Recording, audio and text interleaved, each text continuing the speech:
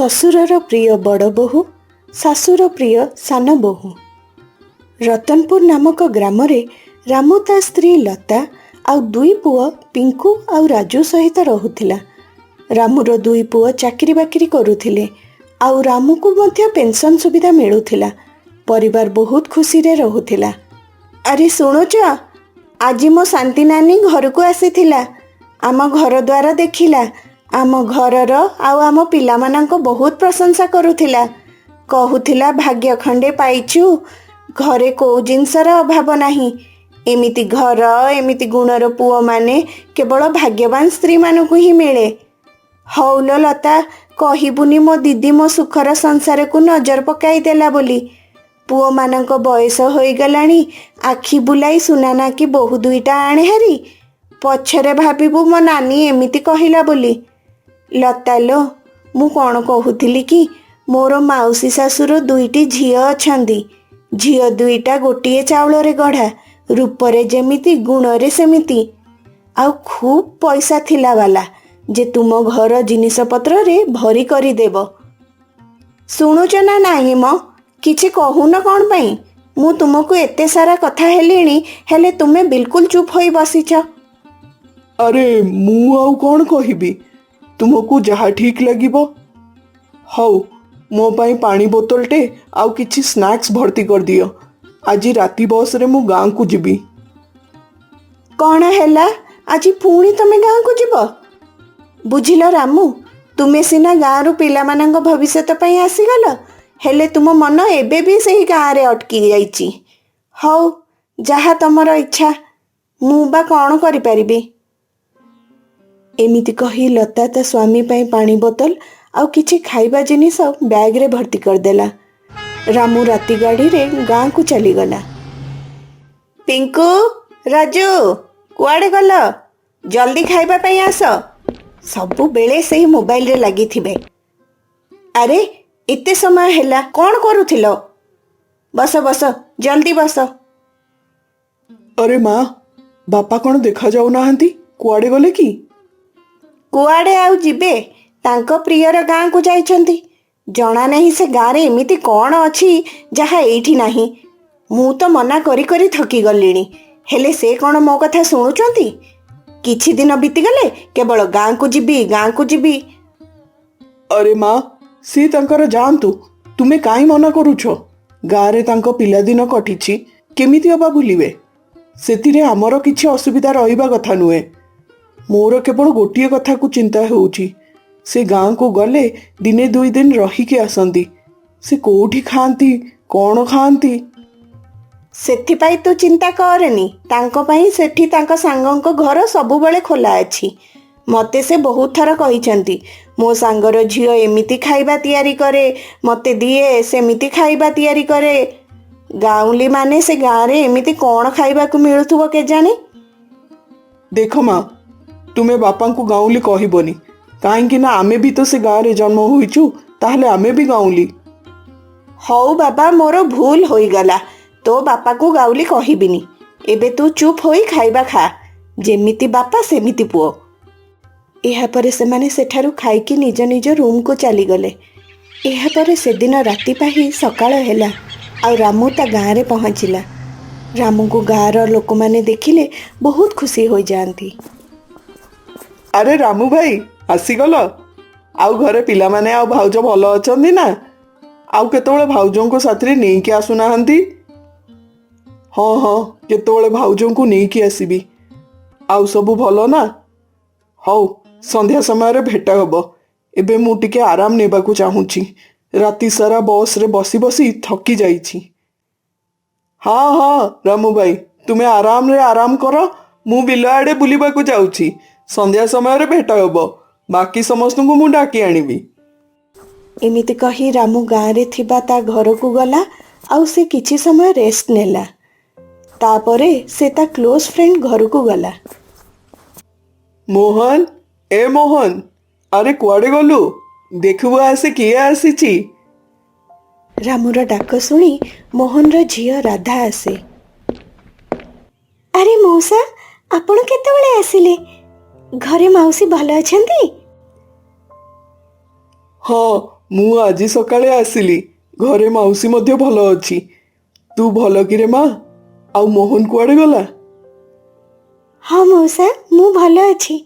ବାପା ବିଲ ଆଡ଼େ ବୁଲିବାକୁ ଯାଇଛନ୍ତି। ଆପଣ ଏଇ ଖଟିଆ ଉପରେ ବସନ୍ତୁ, ମୁଁ ଆପଣଙ୍କ ପାଇଁ ଚାହା ନେଇ ଆସୁଛି। ଏହାପରେ ରାଧା ମଉସାଙ୍କ ପାଇଁ ଚା ଆଣିବା ପାଇଁ ଗଲା। ଆଉ କିଛି ସମୟ ପରେ ଚା ନେଇ ଆସିଗଲା। ନିଅ ମଉସା, ଚା ନିଅ। ମଉସା, ମୁଁ ତୁମ ଉପରେ ବହୁତ ରାଗିଛି। ଆପଣ ସକାଳୁ ଆସି ଭୋକରେ ଅଛନ୍ତି, ହେଲେ ଆମ ଘରକୁ ଆସିଲେନି। ଇଏ ବହୁତ ଖରାପ କଥା ନା। ନାଇଁରେ ମା, ତୋ ମାଉସୀ ବ୍ୟାଗରେ ରାତିକି ଖାଇବା ପାଇଁ କିଛି ଖାଇବା ଜିନିଷ ଦେଇଥିଲା। ହେଲେ ରାତିରେ ଇଚ୍ଛା ହେଲାନି ଖାଇବା ପାଇଁ। ସେ ଖାଇବାକୁ ସକାଳୁ ଖାଇଦେଲି। ନହେଲେ ମୁଁ ଖାଇବା ପାଇଁ ଆସିନଥାନ୍ତି। ଏ ଗାଁକୁ ଆସିଲେ ମୁଁ ତ ତୁମରି ଘରେ ହିଁ ଖାଏ। ହଉ, ରାତି ପାଇଁ ବଢ଼ିଆ କି ଖାଇବା ତିଆରି କରିଥିବୁ। ହଁ ମଉସା, ତିଆରି କରିଦେବି। ହେଲେ ତୁମେ କହୁନ ମଉସା, ତମେ ରାତି ଖାଇବାରେ କ'ଣ ଖାଇବ? ସବୁବେଳେ ଯେମିତି ମୋ ଖାଇବା ତିଆରି କରୁ, ସେୟା ହିଁ କରେ। ସେମାନେ ଏମିତି ହିଁ କଥା ହେଉଥିଲେ, ସେଟାକୁ ମୋହନ ଆସିଯାଏ। ଆରେ ରାମୁ, ତୁ କେତେବେଳେ ଆସିଲୁ? କେମିତି ଅଛୁ ରେ ସାଙ୍ଗ? ମୁଁ ତ ସବୁବେଳେ ତତେ ଦେଖା କରିବା ପାଇଁ ଗାଁକୁ ଆସୁଛି। ହେଲେ ଏତେ ଥର ଡାକିବା ପରେ ମଧ୍ୟ ତୁ କେବେ ବି ଆମ ସହରକୁ ଆସୁନୁ। ଆରେ, ସହରଟା କେବେ କାହାର ହେଲାଣି? ତୁ ସିନା କାହାକୁ କହିପାରିବୁ ଏଇ ଗାଁଟି ଆମର, କିନ୍ତୁ କାହାକୁ କହିପାରିବୁ ଏଇ ସହରଟା ଆମର ବୋଲି? ମୋତେ ଏ ଗାଁ ଛାଡ଼ି ଅନ୍ୟ କୁଆଡ଼େ ଯିବାକୁ ଇଚ୍ଛା ହୁଏ ନାହିଁ। ତା ଛଡ଼ା ବଢ଼ିଲା ଝିଅକୁ ନେଇ କାହା ଘରକୁ ଯିବି କହିଲୁ? ତା ମାନେ ଆମ ଘରଟା କାହା ଘର ନୁହେଁ? ହଉ ହଉ। ଆରେ ରାମୁ ରାମୁ, ସେମିତି କିଛି ନାହିଁ। ଖାଲି ରାଧା ପାଇଁ ଏବେ ଚିନ୍ତା। ମୋର କ'ଣ ଅଛି, ଆଜି ନୁହେଁ କାଲି ଚାଲିଯିବି। ଖାଲି ମୋ ଝିଅର ହାତକୁ ଦି ହାତ କରିଦେଲେ ମୋ ଦାୟିତ୍ୱ ସରିଲା। ଆରେ ତୁ କାହିଁ ରାଧା କଥା ଚିନ୍ତା କରୁଛୁ କହିଲୁ? ରାଧା କ'ଣ ମୋ ଝିଅ ନୁହେଁ? ହଉ, ଚାଲ ନଈ କୂଳ ଆଡ଼େ ବୁଲିବାକୁ ଯିବା। ଅନ୍ୟମାନେ ବି ସେଠାକୁ ଆସିଥିବେ। ଝିଅ ରାଧା, ତୁ ଖାଇବା ତିଆରି କରି ରଖିଥା, ଆମେମାନେ ଟିକେ ବୁଲିକି ଆସୁଛୁ। ହଁ ମଉସା, ତୁମେମାନେ ଯାଅ, ମୁଁ ରୋଷେଇ କରିକି ରଖିଥିବି। କିନ୍ତୁ ଜଲ୍ଦି ଫେରି ଆସିବ। ମୁଁ ବେଶୀ ସମୟ ଯାଏଁ ଭୋକ ଉପାସରେ ରହିପାରିବି ନାହିଁ। ଏହାପରେ ସେମାନେ ସେଠାରୁ ଚାଲିଗଲେ। ରାଧା ଖାଇବା ତିଆରି କରେ। କିଛି ସମୟ ପରେ ସେମାନେ ନଈରୁ ଫେରି ଆସିଗଲେ। ଆଉ ରାଧା ସମସ୍ତଙ୍କ ପାଇଁ ଖାଇବା ବାଢ଼ିଦେଲା। ସମସ୍ତେ ମନ ଖୁସିରେ ଖାଇବା ଖାଇଲେ।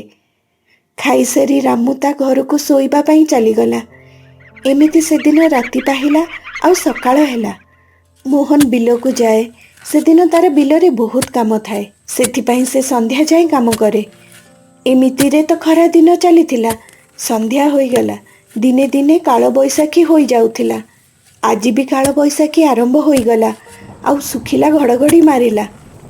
ମୋହନ କାଳବୈଶାଖୀ ଯୋଗୁଁ ଆଉ ସେଠାରୁ ଯାଇପାରେ ନାହିଁ। ଠିକ୍ ସେତିକି ବେଳେ ଘଡ଼ଘଡ଼ି ମୋହନକୁ ମାରିଦିଏ। ଆଉ ମୋହନ ସେଇଠି ଛଟପଟ ହୋଇ ମରିଯାଏ। ଏ ଖବର ଗାଁରେ ସମସ୍ତଙ୍କୁ ଜଣାପଡ଼ିଗଲା। ଆଉ ମୋହନକୁ ନେଇ ଡାକ୍ତର ପାଖକୁ ଗଲେ। ସରି, ହି ଇଜ୍ ନୋ ମୋର୍। ତାପରେ ସେମାନେ ରାଧାର ବାପାକୁ ଘରକୁ ନେଇକି ଆସିଲେ। ବାପା, ବାପା, ଉଠ ବାପା, ଉଠ। ତୁମେ ମୋତେ ଏମିତି ଏକୁଟିଆ ଛାଡ଼ି ଯାଇପାରିବନି। ମୁଁ କ'ଣ ଭୁଲ କଲି ବାପା? ମୋର କି ଦୋଷ ବାପା? ମୋତେ ଏମିତି ଅନାଥ କରି ଯାଅନି ବାପା।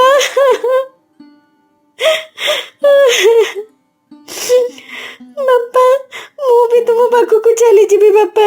ମୁଁ କାହା ପାଇଁ ବଞ୍ଚିବି? ତୁମକୁ ଛାଡ଼ିଦେଲେ ମୋର ଆଉ କିଏ ଅଛି ବାପା? ଏମିତି ଭାବରେ ରାଧା ବହୁତ କାନ୍ଦେ। ରାମୁ ରାଧାକୁ ବହୁତ ବୁଝାଏ। କାନ୍ଦେନି ରେ ମା, କାନ୍ଦେନି। ମୁଁ ପରା ଅଛି।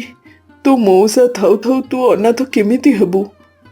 ତୁ ବି ଅନ୍ୟମାନଙ୍କ ପରି ବଞ୍ଚିବୁ ରେ ମା। କାନ୍ଦେନି। ଯାହା ଭାଗ୍ୟରେ ଲେଖା ଅଛି ତାକୁ କିଏ ବା ଆନ କରିବ? ନିଜକୁ ସମ୍ଭାଳେ। ବିପଦ ସମୟରେ ଧୈର୍ଯ୍ୟ ସହ କାମ କରେ। ଏମିତି ସେଦିନ ସେମାନେ ମୋହନର ଶେଷକୃତ୍ୟ କଲେ। ରାମୁ ସେଇଠି ରହିଥାଏ। ଲତା ବ୍ୟସ୍ତ ହୋଇ ଦିନେ ଫୋନ୍ କରେ। ହ୍ୟାଲୋ, ଆରେ ତମେ ଠିକ୍ ଅଛ ତ?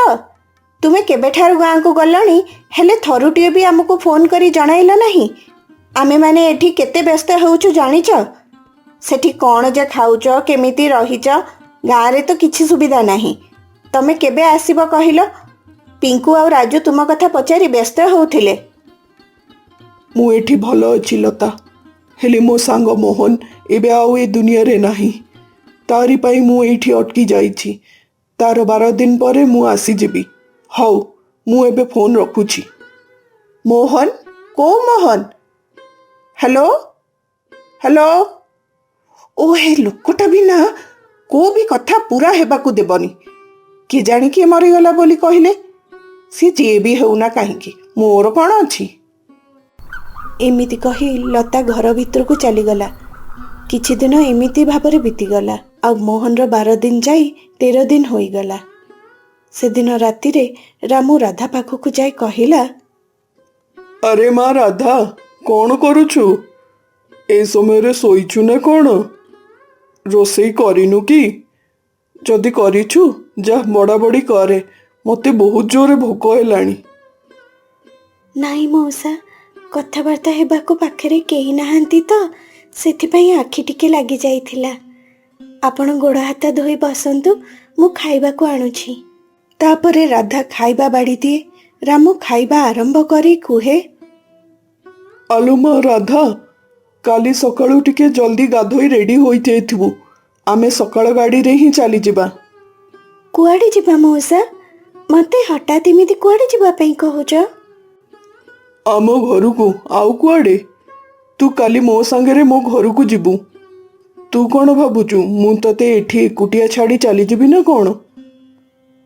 କିନ୍ତୁ ମଉସା, ମୁଁ ଏ ଘର ଆଉ ଏ ଗାଁ ଛାଡ଼ି କୁଆଡ଼େ ଯିବି? ବାପା ସିନା ମୋତେ ଛାଡ଼ିକି ଚାଲିଗଲେ, ହେଲେ ମୁଁ ଏ ଘର ଛାଡ଼ି କୁଆଡ଼େ ଯିବିନି। ହେଲେ ରାଧା, ମୁଁ ବି ତତେ ଏଠି ଏକୁଟିଆ ଛାଡ଼ି ଯାଇପାରିବିନି। ମୁଁ ତ ବାପାକୁ କହିଥିଲି, ରାଧା କ'ଣ ଖାଲି ତୋ ଝିଅ, ସେ କ'ଣ ମୋ ଝିଅ ନୁହେଁ? ସେଥିପାଇଁ ତୁ ରାଧା କଥା ଚିନ୍ତା କରିନି।